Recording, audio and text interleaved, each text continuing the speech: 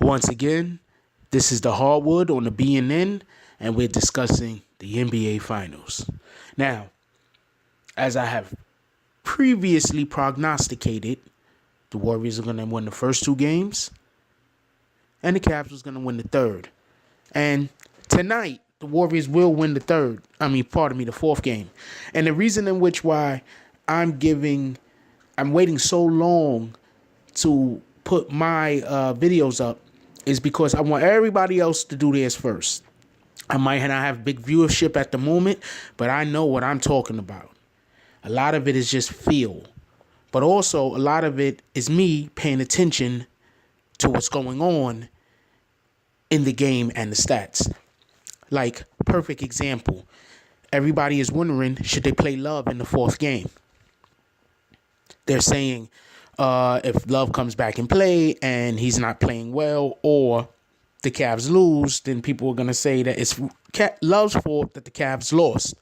And they should have stayed playing the way that they played in Game 3, or used the same lineups that they used in Game 3 for Game 4. And by messing up that chemistry is why they lost Game 4.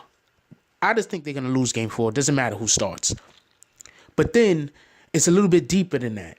Because if you look at how Love has played against the Warriors and contrast with the other teams in the NBA this year, against the Warriors, he's averaging something like 8.8 points a game, and he's shooting something like 34% from the field, while against all other teams, he's averaging somewhere like 16.7 points, and he's shooting somewhere in the high 40s, low 50s from the field. So he just doesn't play well against the Warriors. The Warriors just have Love's number. Period. That's it. So it probably would be in the team's best interest to not play Love in the starting lineup. I mean, this is the finals. You gotta put your pride to the side. Okay, and as far as another thing that people were talking about in the game is Stephen Curry. Stephen Curry, what he had, like 19 points or something like that? Stephen Curry scored. The problem is he didn't score when everybody wanted him to score. He scored more when the game was out of reach. No, he didn't score when the game was out of reach. You go into the third quarter, the game is still in reach in the third quarter. The Cavs don't really pull away into the fourth quarter. That's when it's like you got to decide, if you're a coach, are we going to try to fight and win this game, or are we going to rest our guys and let them tire their guys out this game, so the next game our guys are more fresh, our starters are more fresh than their starters. Our main guys are more fresh because I didn't have them going all out this game, and I'm gonna put the bench in. And then on top of that, Golden State has a really good bench. So by a lot of times they have came back to get victories by putting their starters on the bench, or putting their primary players on the bench, and then bringing in their secondary players to play big minutes. That's the same thing that Greg Popovich does down in San Antonio when they're going through times of distress. Early in the third, midway through the third, they're down 10, 15 points. It don't look like the primary players are going to come through. What he'll do is he'll sit the primary players for long stretches, and he'll bring his secondary players in. And if the secondary players could work and get the game close enough, he'll come back with his primary players. Warriors do this. And don't forget, Steve Kerr, I think he also played in San Antonio, I'm pretty sure. And I'm pretty sure he also he played in San Antonio. I don't think he was on the bench coaching there, but he played in San Antonio. I'd have to look that up, but he played in San Antonio, so he understands this concept.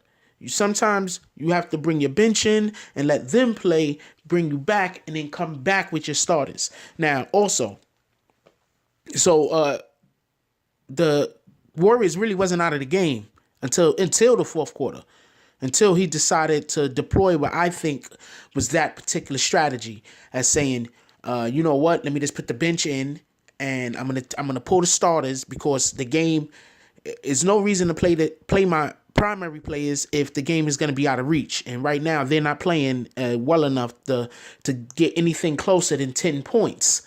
If you can't get closer than 10 to 8 points and the other team keeps pushing it every time you get there, you have to do something. Some coaching is involved at that point. So, coaching is involved before that point, but obviously at that point, there's a dire need to scrutinize your play calling or the chemistry that is out on the court at the moment, defensive and offensively. So, you take Golden State, and Curry did not look right. I mean, I know they flew in the night before, so it's not jet lag. But Curry didn't look right, and neither did the rest of the team. 2-3 minutes into the game, everybody was like, they look fatigued. 2-3 minutes into the game, this is world-class athletes. 2-3 minutes into the game, they look fatigued. This could be, no pun intended, but this could be a good example of home cooking. I'm not saying the Jordan supposed home cooking when he bought the pizza and had the flu game. I'm saying it being so intense in that Cleveland arena, in that arena, I think with the Quickens loan, it being so intense in that arena, so intense that it affected the Warriors in a negative fashion. It caused for their blood pressure to rise. It caused for their heart to pump a little bit faster, and it threw them off of their chemistry. It threw them out of their zone that they like to be in. Now, with that being said, Steph Curry looked like he was too relaxed at points of the game. But if you go back and look at the 2 games prior, he's looked the same in those games. He's looked too relaxed. He's looked like he's allowing for the game to come to him too much instead of going and getting it. Okay, perfect example. I think this happened in game 3. It was a situation where Kyrie came down, he caught a screen, he crossed over, went around the screen, pulled up, hit a shot right in Curry's mouth. Bang! Curry comes down, and instead of calling a play for himself, he called a play for Iguodala and screened Iguodala's man so Iggy could go back door and get the easy dunk. Now that is leadership. Leadership isn't just, I'm going to go out there and get it. Leadership is, we're going to come down and we're going to put ourselves in a position to score. And they just came straight down and ran the play. He threw his arms up, pointed in a couple directions, set the screen. Iggy went around the screen it went baseline, caught the pass and dunked it. That's leadership. Now, as far as with this 4th game, they're gonna win. I've heard some people say that they think it's gonna be close. I think that the only reason why it might be close is because they're gonna be in Cleveland, but I still pick Golden State to win by at least 8. I picked them to win by at least 8.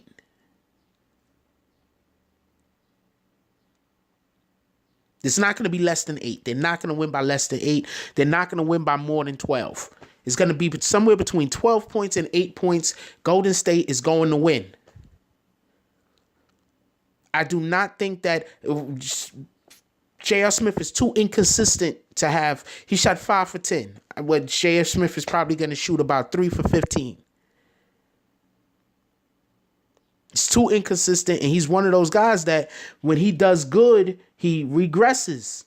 He can't handle success.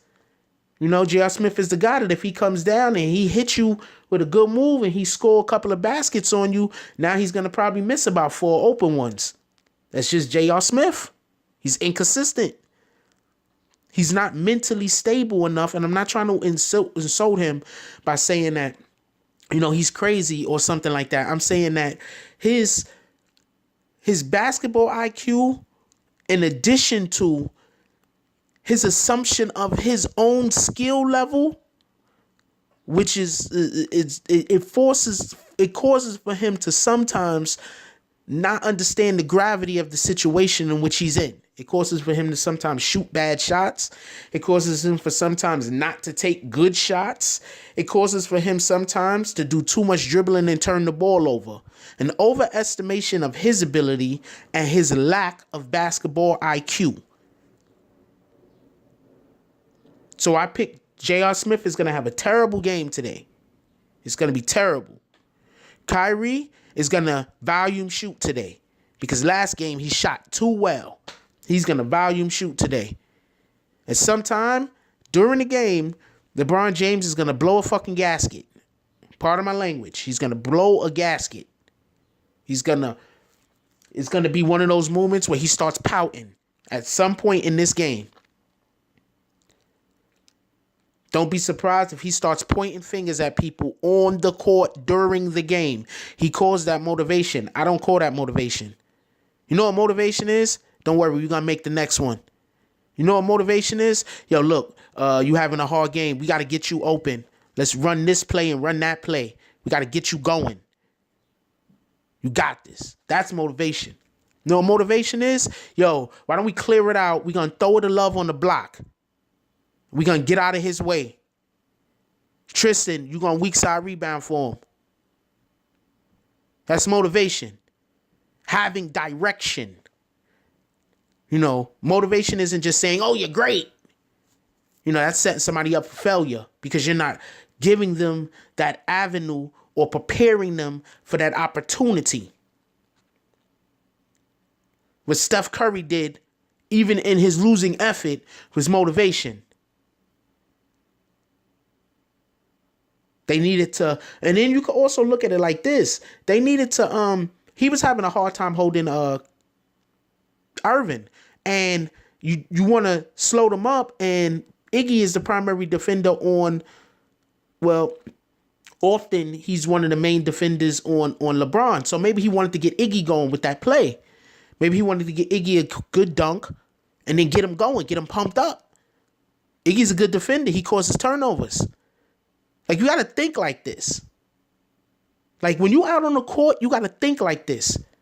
Especially when you're the leader of the team. You have to figure out a way how you're going to motivate your guy to do better. Sometimes motivating them is calling a play for him. Sometimes motivating them is saying that you're doing good. But real motivation is giving somebody a direction and then applying a plan to allow for them to be successful so they could build confidence.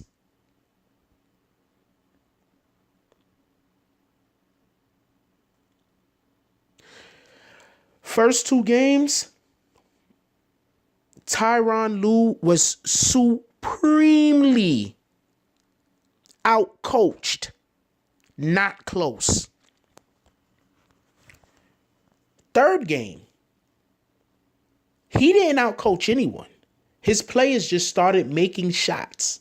So anybody trying to say this is a referendum on Tyronn's true ability to coach, no, it's not. Kyrie Irving was on fire, which tends to happen every once in a while. You got 4 games with Kyrie Irving. He's gonna get on. He's gonna play good in 2 of them. One, he's gonna volume shoot his ass off, and then one, he's gonna light you up. 4 games. First 2 games, he played good, but not that great. Third game, he lit them up. Next game, he's gonna volume shoot. They're gonna lose the 4th game. LeBron James, he has been playing well all series. There's no knock on him. He's been playing well. I think that it would have.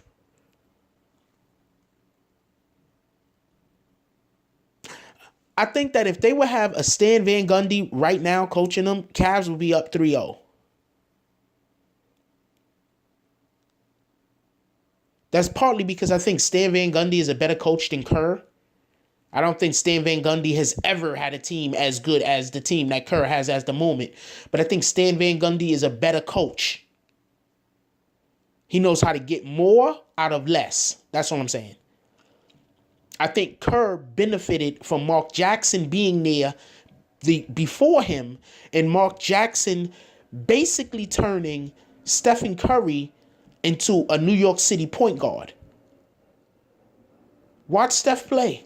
He plays like a New York City point guard.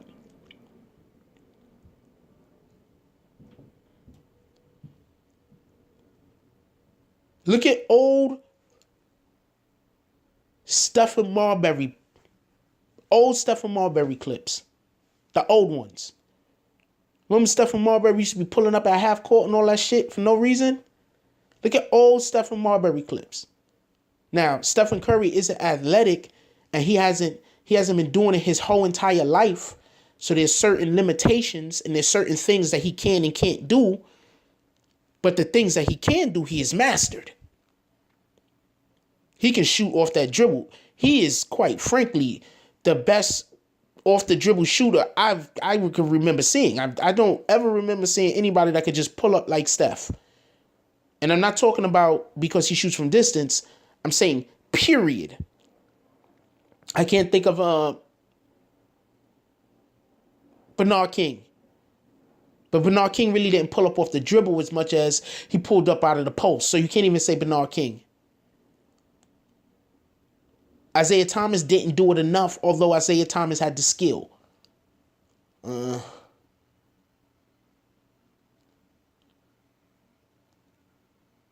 Can't think of anybody that just pull up off the dribble. Tall guy, short guy, don't matter. He gonna get space, pull up. There's nothing you're gonna be able to do. Anyway, my prediction for this game, as I've already said, if you look at any of my past videos, is that the Warriors is going to win. I think they're going to win somewhere between 12 to 8 points is going to be the margin of victory. I think that the game is going to look a lot closer than that. The game is going to be it's going to look like they're really it's going to look like a freaking 5-point win, but it's going to be like between 12 to 8. I believe that Cavaliers is going to come out and they're going to play hard.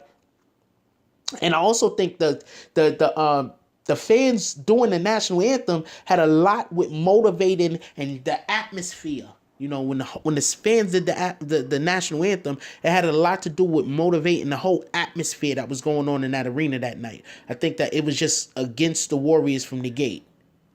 Just that whole atmosphere. I don't think they're going to be able to replicate that. I think that they're going to go into this game and they're going to play hard, and it's going to be close until the normal time that Warriors tend to start pulling away, when you have to bring in your bench, when your bench players have to come in the game.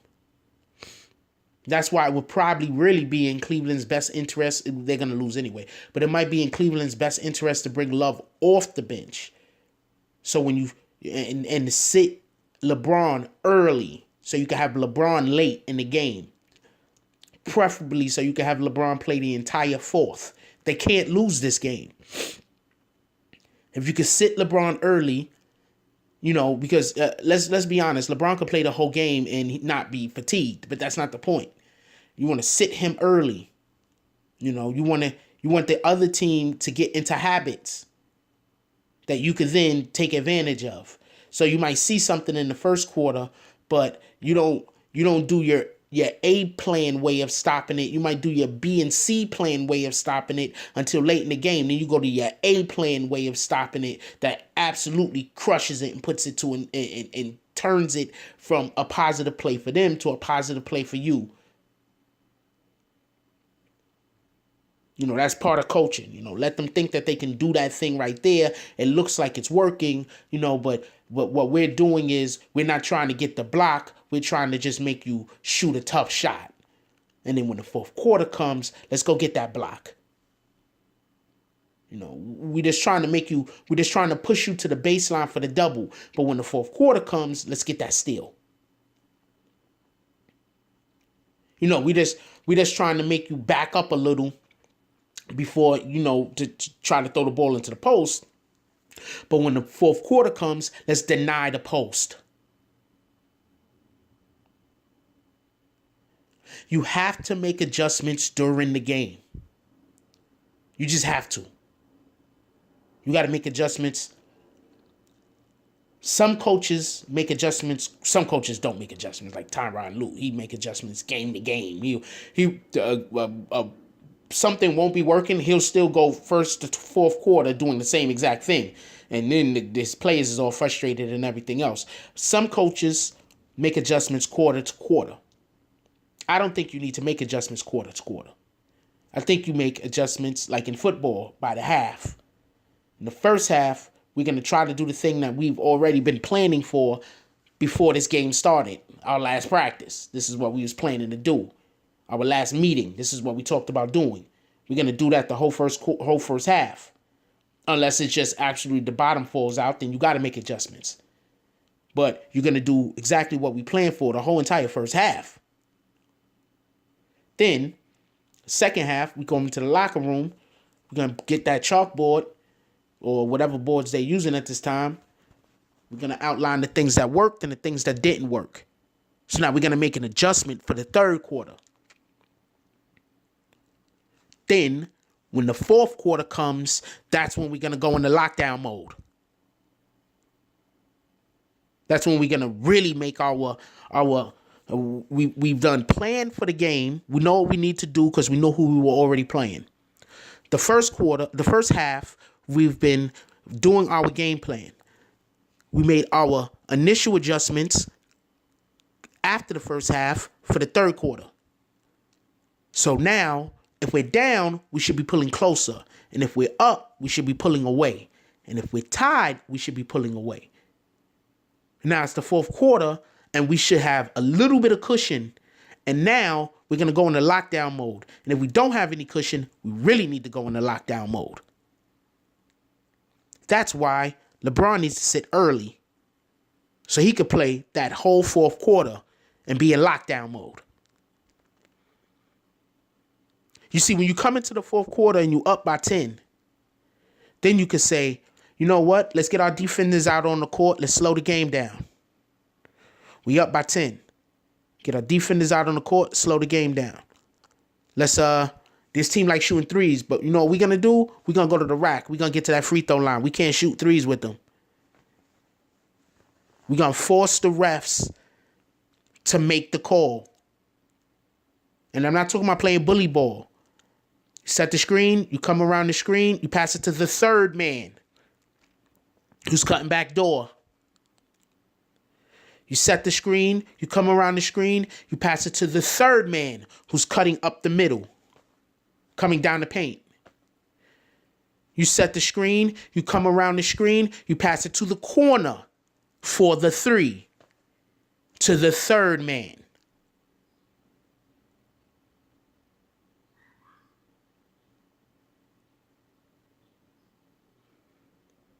There has to be some type of adjustments that you make during the game. Tyronn Lue does not do this. Tyronn Lue is too busy being a player's coach. You cannot always be a player's coach. It has to be a point where you look at the guys and they look at you and they follow and they don't got shit to say. They don't have nothing to say. They just follow. This is what we're going to do. And we're going to do it like this. That's being a coach. Being a coach isn't always like things get terrible and you're asking the players for advice. You're the coach. What do you mean you're asking the players what do they want to do? What do you want to do? What do you think we should do? How do you think we should do that? No, that's not being a coach. Being a coach is this. Look, we're down 10. Fourth quarter starting. Main problem is we're not guarding the three-point line. So what we're going to do is we want to push them out. We want to pick up at half court. We want to pick up all their shooters at half court.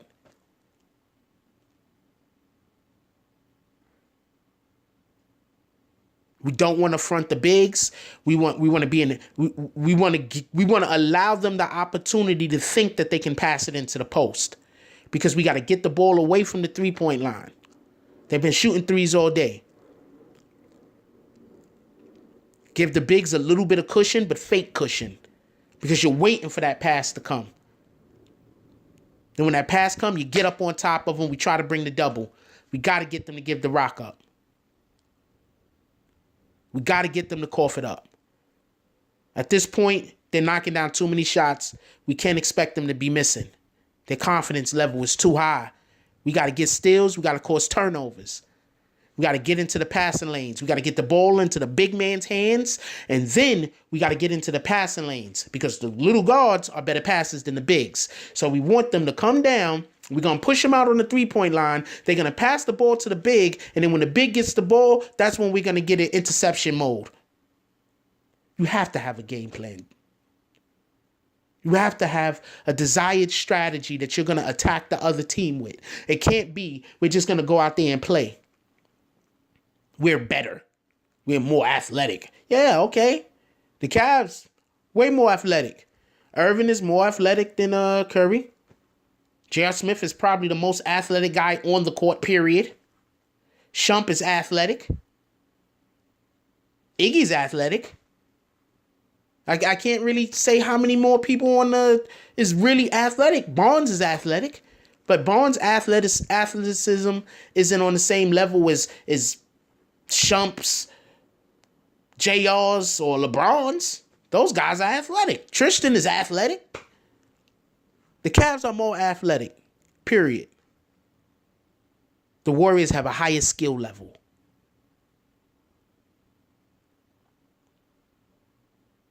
Last thing I want to point out is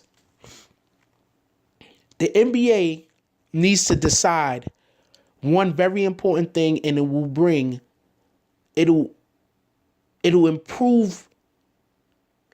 people back to the regular season. Because people really only watch the playoffs nowadays. But it'll bring people back to the regular season. Home court advantages.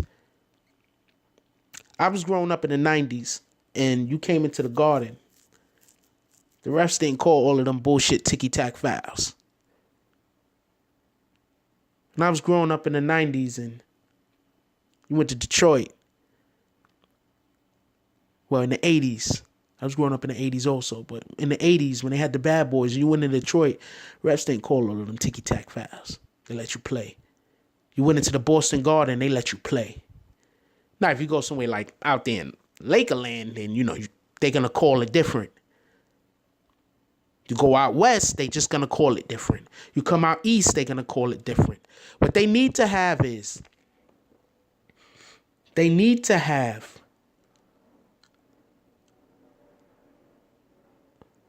home court advantages. There are no home court advantages.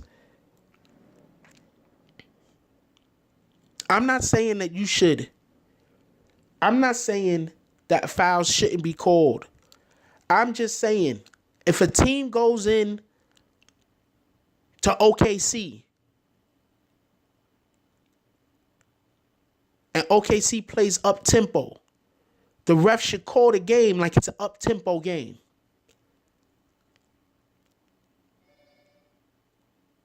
If a team comes to the Garden, the ref should call the game with leeway so there could be some physicality.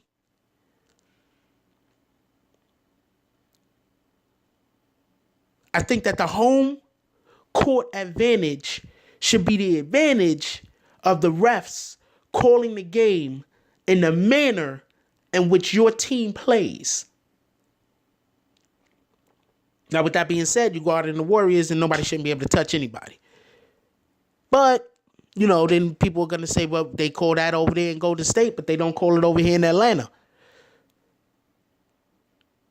I think that you'll get more people, more fandomship. I mean, I know you don't want people to get injured, but you have more fandomship. Anyway, this is about the finals in particular. And the reason why I brought this up is because that game 3, they called that game 3 like it was an Eastern Conference game. Like they playing in the East, like it should be. I mean, I didn't like 2 of the 3 fouls called against Curry. 2 of the early ones, I didn't like 2 of them. One, he absolutely did call that one. The other one, you can't call when he was backing down with LeBron. And I think the other one was kind of a swipe, but it really wasn't. But when LeBron backed him down and turned to shoot over him, you can't call that on Curry. Like, what is he supposed to do? He's supposed to just absolutely clear out of the way? You shouldn't have to force a defender to clear out of the way. He should be able to minimum stand his ground. Anyway, that's all we have today on the hardwood for you. This is the finals. And check you later.